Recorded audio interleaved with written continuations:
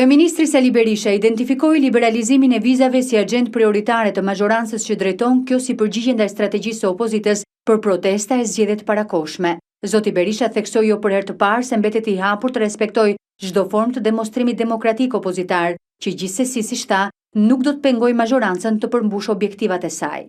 Agenda ime janë viza. Unë punoj dhe do punoj si qeveri me të gjithë potencialin për të bërë që shqiptarët të fitojnë së shpejti një liri që se kanë patur në shekuj. Kjo është agenda ime. Ajo çka unë shpreh kënaqësinë time se zoti Rama dje nga Kuksi u kthye në për rrugën e Kombit. Uroj që të ketë kërkuar tunelit falje. Respekt të plot për të gjitha vendimet e opozitës. Ndejten 19 ditë para zyrësime. Unë isha i përgatitur të qëndroni dhe 2 vjet para zyrësime po të doni. Respekti im është i palkundur.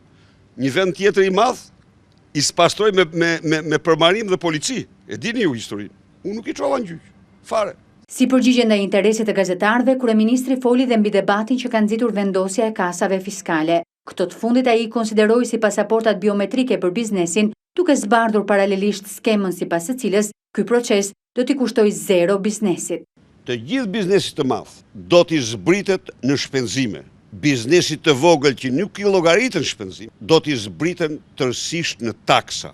Kemi vendosur që kjo t'i kushtoj zero biznesit.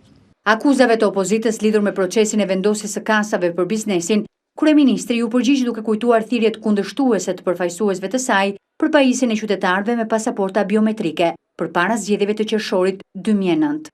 Të njëjtën melodi po ndjekin për kasat, por tashti nga interesa strikt mafioze.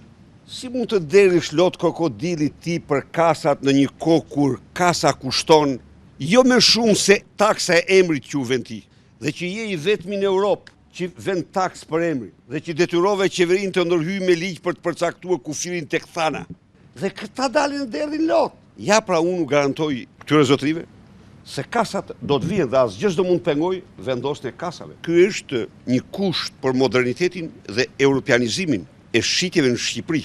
Kryeministri zgjodhi të mos bëj komente mbi debatet e brendshme që kanë përfshirë Lëvizjen Socialiste për Integrim, aleatin kryesor të demokratëve në qeverisje, por këtu ai u kujdes të theksojë se mazhoranca sot është dhe më solide se ç'ishte ditën e themelimit të saj.